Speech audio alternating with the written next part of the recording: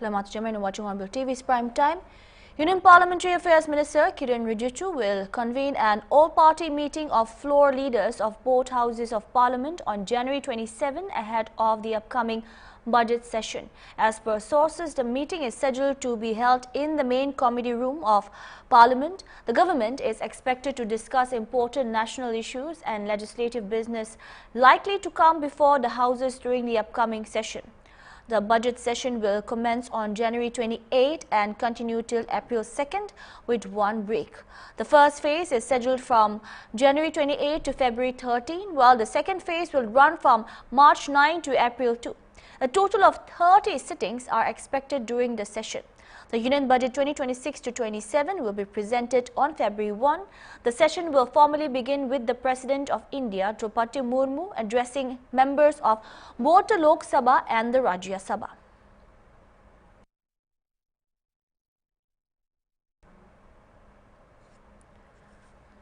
Karnataka Governor Thawarchand Gehlot on Thursday walked out of the assembly without delivering the address prepared by the state government after making only 3 brief remarks during the joint session of the legislature. As Congress legislators protested and attempted to gheraw him, the governor said, "I welcome you all to the joint session of the legislature. I am happy to address one more joint session of the Karnataka legislature. My government is fully committed to accelerating the state's economic, social and physical development. Jai Hind. Jai Karnataka," before leaving the house. The move triggered strong reactions from the Congress government. Chief Minister Sitaramaya accused the governor of disrespecting the legislator, stating that he ignored the speech drafted by the elected government and instead delivered his own version. He said the government and the party would protest the incident and alleged that the governor was acting under pressure from the union government. The Chief Minister also said that the state is considering approaching the Supreme Court over the matter and that a final decision will be taken after consultation. According to sources, the confrontation follows the governor's refusal a day earlier to deliver the joint address unless 11 paragraphs critical of Modi government were removed from the speech prepared by the Congress-led state government. ಜೊತೆಲೂ ಮಾತಾಡ್ತೀನಿ ಮಾತಾಡಿ ಅಂತಿಮವಾಗಿ ನಿಮಗೆ ತಿಳಿಸ್ತೀನಿ. See, every new year the governor has to address the joint session and he has to read the speech prepared by the cabinet. That is constitutional because 176 of the Indian Constitution, Article 176 of the Indian Constitution and 163 of the Constitution says he or she, governor, shall read the speech prepared by the government or cabinet. Today, instead of speaking the speech prepared by the cabinet, he spoke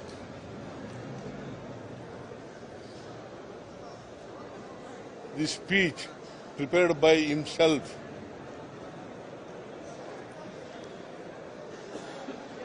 That against the Constitution, provisions of the Constitution, Indian Constitution. It clearly violates Article 176 and 163 of the Indian Constitution. Therefore, it is not going to be the speech of the governor.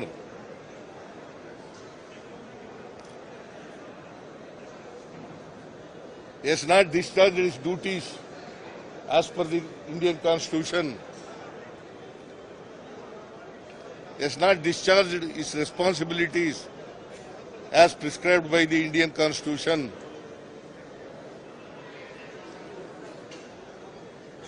Therefore,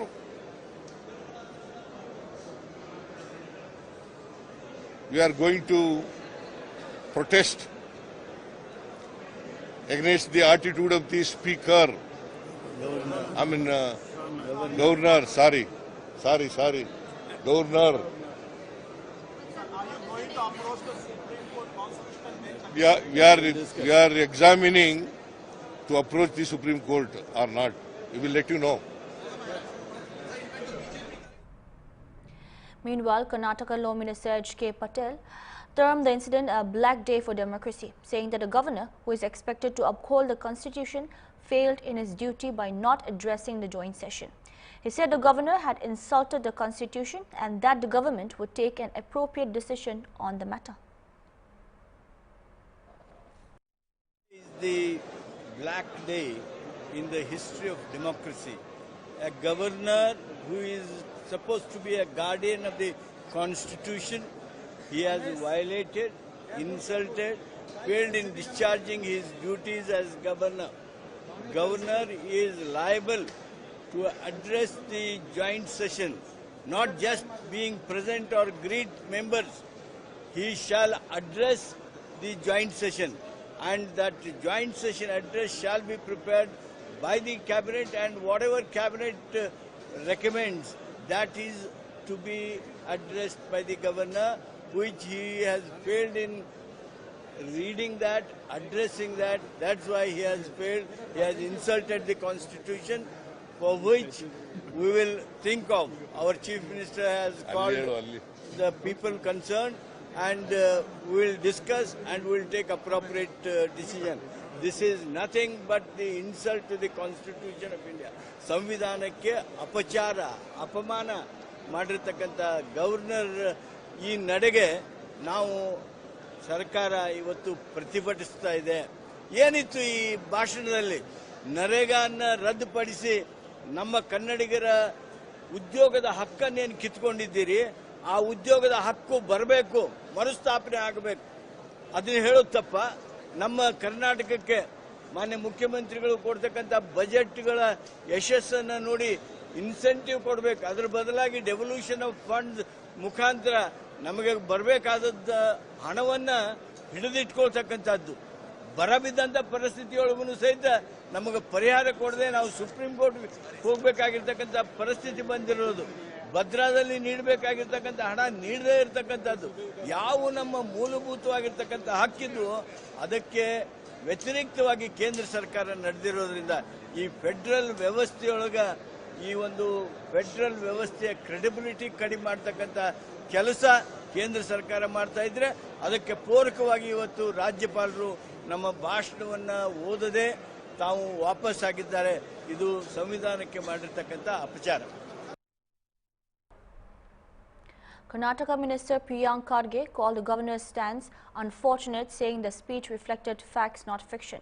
He criticized the governor for refusing to address the assembly in the people's language and for leaving before the national anthem. Kharge added that such actions insult the assembly, the people of the state and the national anthem, and accused the BJP of supporting this conduct.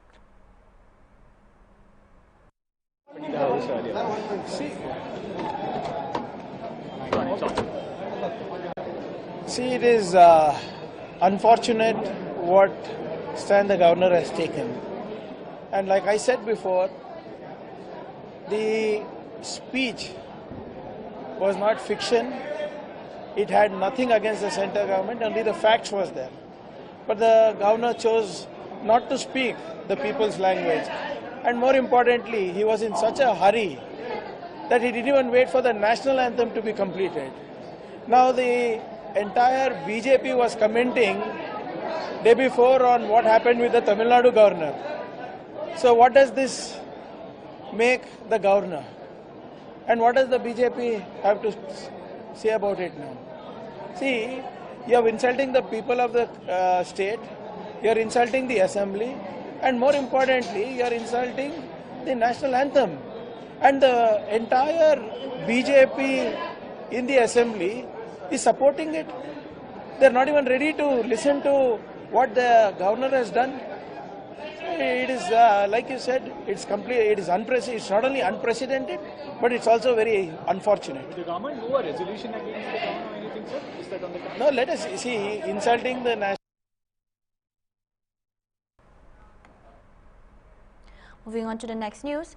Ahead of the 2026 Republic Day celebrations, the Delhi police will deploy AI-enabled smart glasses and advanced facial recognition systems as part of an upgraded security architecture aimed at tightening surveillance and improving threat detection across the national capital. Additional Commissioner of Police Devesh Kumar Mahalla said that the force is making full use of technology-driven solutions from a security perspective. He noted that all CCTV cameras will be equipped with video analytics and facial recognition systems (FRS), enabling police to identify suspects with greater accuracy. As per Mahalla, this will be the first time that Delhi police personnel will use such advanced wearable technology during the Republic Day parade.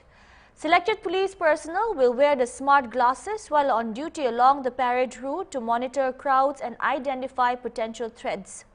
Explaining the technology, the officer said multiple algorithms have been fed into standalone systems that can identify wanted individuals even if they attempt to disguise themselves. Mahalla emphasized that data security has been prioritized. Police said the smart glasses are equipped with a built-in camera connected to a mobile application and linked to a database of around 65,000 criminals. The device scans faces in real time and alerts police personnel immediately if a person with a criminal record is detected. Mahalla further said that the smart glasses also feature thermal scanning, which will help detect concealed weapons or suspicious objects carried by individuals attending the parade. In addition to technological surveillance, extensive physical security arrangements have been put in place. Around 10,000 police personnel will be deployed in the New Delhi district alone, while more than 3,000 CCTV cameras have been installed and over 30 control rooms have been set up. Authorities will enforce 3 layers of physical checks for pedestrians with similar screening protocols for vehicles.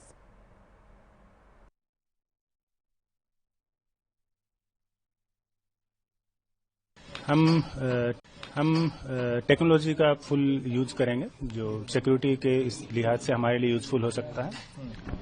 Definitely सारे जो कैमरेज हैं हमारे CCTV cameras उसके अंदर video analytics और FRS रहेगा। Video analytics के different प्रकार होते हैं, उनका भी इस्तेमाल किया जाएगा।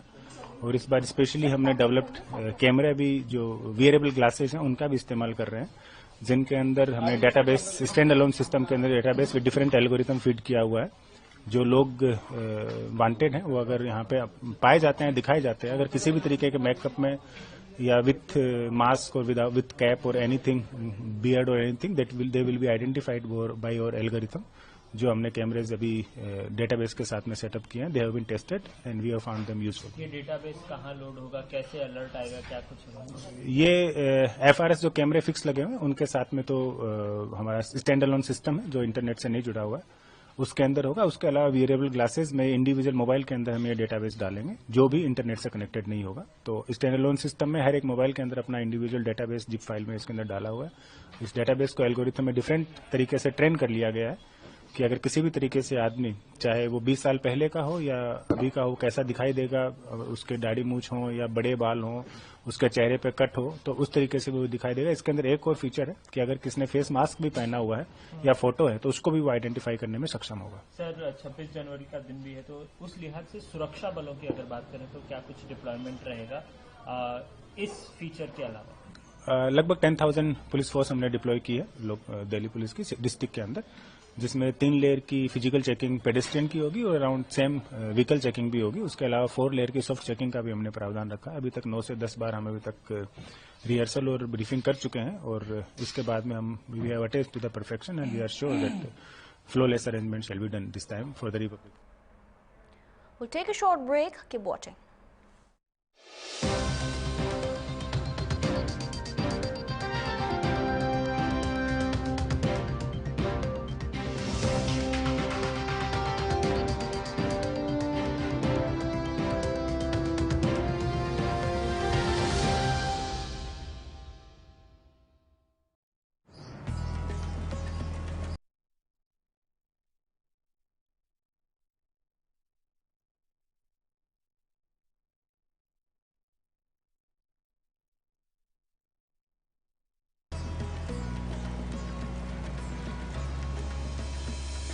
माघ मेले की भव्यता और पवित्रता का एक बार फिर विश्व देखेगा नया स्वरूप।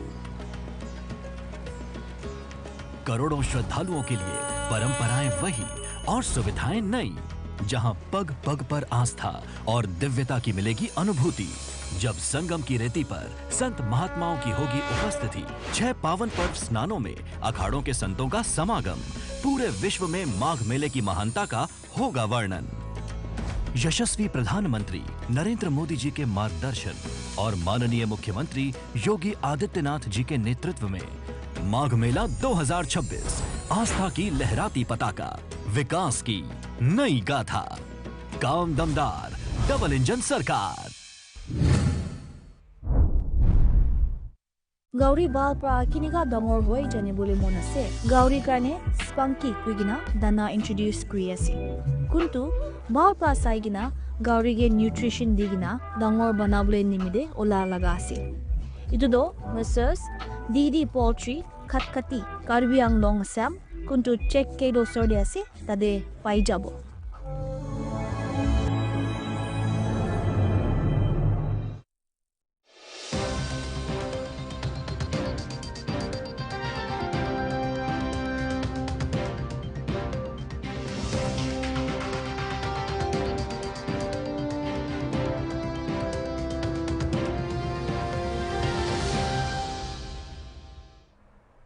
Welcome back.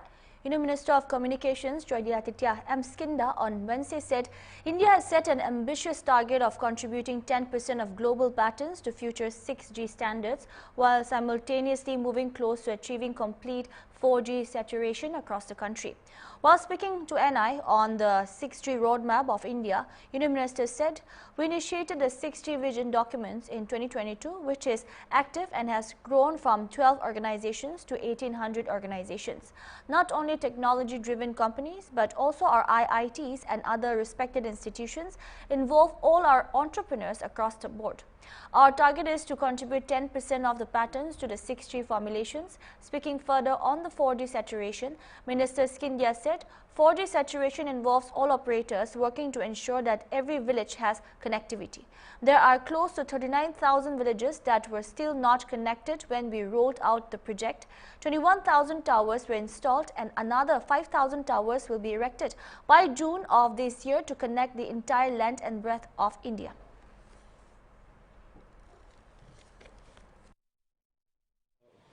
6G roadmap. How prepared is the country in terms of technology, standard and ecosystem? So the B6GA alliance, which was set up by the Prime Minister based on his vision document for 6G, very early days in 2022, has been extremely active. It has grown from a group of 15 to 20 organizations to over 1,800 organizations involving not only technology players, equipment companies, but academicians from all IITs and respected institutions to entrepreneurs to across the board. Our target is to be able to contribute 10% of patents to the 6G formulation as and when ITU and 3GPP formalize that. That process is ongoing. We have 7 verticals which we are within Bharat 6G Alliance that is working assiduously on technology, on equipment, on use cases, on policy making across the board, and that is something that I also review on a quarterly basis. So this scheme has boosted telecom equipment manufacturing. Yes, it has. What is the next phase of localization? So it has been a runaway success. We have 42 companies that have participated, almost over a lakh crore increase in turnover in terms of production, almost 22,000 crores in terms of exports, 35 to 39,000 jobs that have been created. So it has been a huge fillip to the telecom equipment manufacturing sector in India.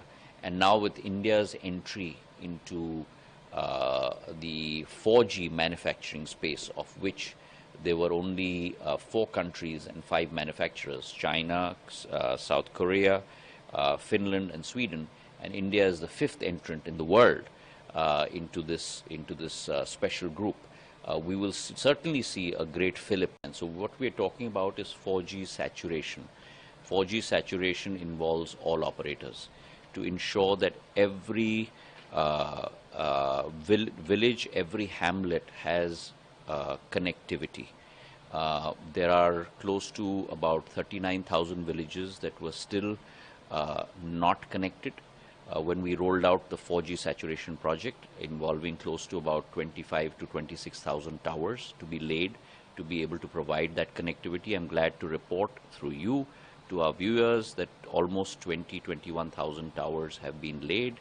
The remaining 5,000 towers will be erected latest by June of this year, end of June of this year, providing full 4G connectivity and full 4G saturation across every length and breadth of India. There are a number of issues with regard to laying out towers in inhospitable terrain, where there is an issue with regard to steep hills or with regard to weather. We have identified such 2,415 issues. I set up a ginger group that was looking at this from April, May onwards last year. I'm also glad to report to you that out of the 2,415 issues covering close to 2,600 towers, we have resolved close to 2,250 issues. Only 165 issues remain. What are those issues? Things like right-of-way, things like land access, things like handover of land to the telco company. So I have been coordinating, the ministry has been coordinating with both the state governments as well as the central government to be able to make sure that we facilitate that. And through you, I'd like to thank all the chief ministers as well as the central government ministers like the Ministry of Environment and Forests for their valuable assistance in being able to resolve these issues. Sir, India,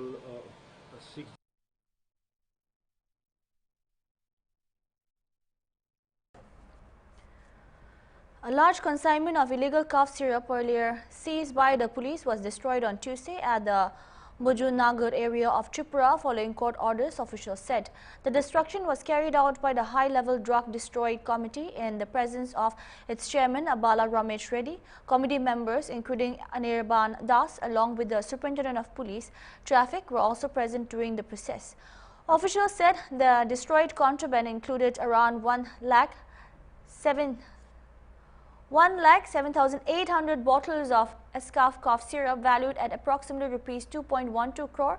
The consignment had been seized on October 17 last year from Chirania railway station during a special police operation targeting drug trafficking. The destruction was conducted strictly in compliance with legal procedures and environmental safety norms, obtaining court clearance. Officials said the move was aimed at eliminating any chance of seized narcotics re-entering the illegal market. Police sources said the seizure was part of the state's ongoing crackdown on the trafficking of codeine-based cough syrups, which are often misused as narcotic substances. Owing to its geographical location, Tripura has emerged as a transit route for drug smuggling, leading to intensified enforcement measures by the enforcement agencies. Officials added that a high-level drug destroy committee regularly undertakes the destruction of seized narcotic substances after judicial approval, and that coordination among the police administration and other agencies is being strengthened to curb drug-related crimes in the case.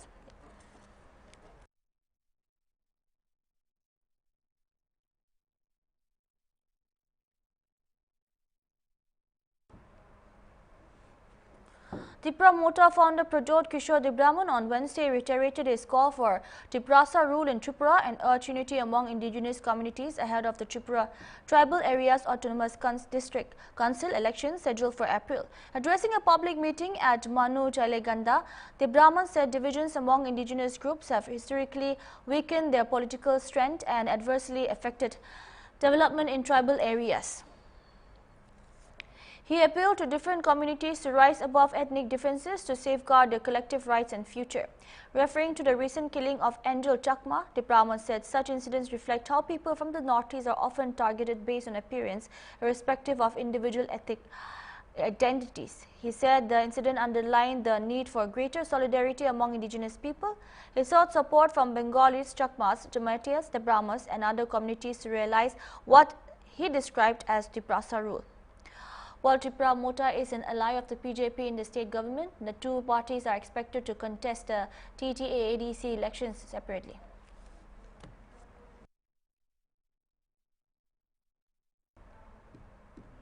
That's all we have for now. Keep watching Hornbill TV. Good night.